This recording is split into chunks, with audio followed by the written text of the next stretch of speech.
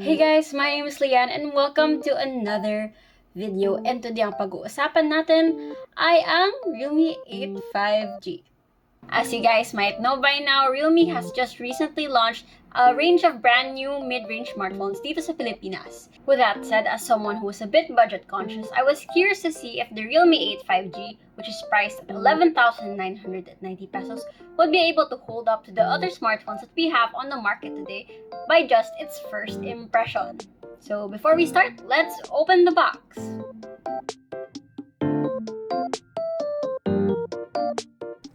So, ang unang-unang makikita mo ay ang kanilang signature, "Hey, welcome to the Realme family" na envelope box na may laman ng free transparent jelly phone case and ang quick start guide nito. Under that is where you can find the phone itself, which comes in with a built-in screen protector. Below that naman is a tray na ang tinatago ay ang Type-C cable nito and ang 18-watt quick charger niya. Just to let you guys know, the unit I have for today is in the color Supersonic Blue. First impression ko aesthetic-wise is that it does look very classy and fun because of the shine sa likod niya.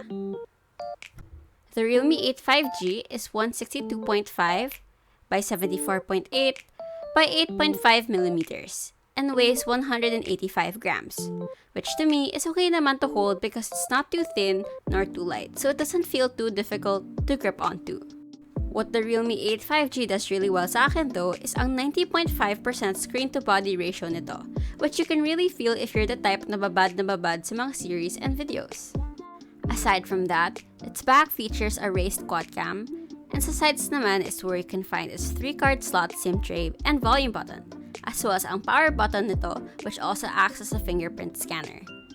Sa bottom naman is where you can find its Type-C charging port, main speakers, main microphone, as well as its 3.5mm audio jack converter, which I was very happy to see considering I prefer wired headphones. Another highlight ng Realme 8 5G in my opinion ay ang rear quad camera nito.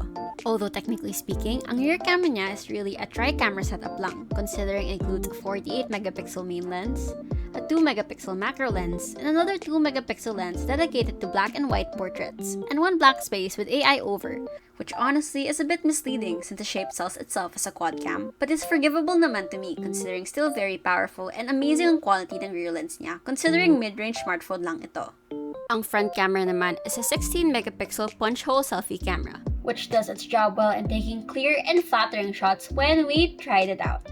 And finally, since Realme is known nga for gaming, and if gaming ang usapan, of course, we have to take a look at the Realme 8 5G specs. The Realme 5G runs on the MediaTek Dimensity 700 5G processor and is also powered by an octa-core Mali G57 MC2, which is an amazing deal considering this is a mid-range smartphone. For its battery naman, the Realme 8 5G features a huge 5000 mAh battery, which will be sure to last you the whole day. And of course, we can't end this video without mentioning the fact that the Realme 8 5G with 5G in its name allows you to make use of the 5G infrastructure that we've been seeing popping out here and there dito sa Pilipinas, which would allow you to boost your internet surfing speeds by up to 700% compared to using your old 4G. With that said though, do check with your service provider kung available nga ang 5G sa area nyo if you're planning to get the Realme 8 5G just for this feature. With that said and done, thank you guys so much for watching! And if you like this quick first impression of the Realme 8 5G, please remember to leave this video a thumbs up as it really does help out a lot. And remember to subscribe for more videos like this in the future. See you soon! Bye!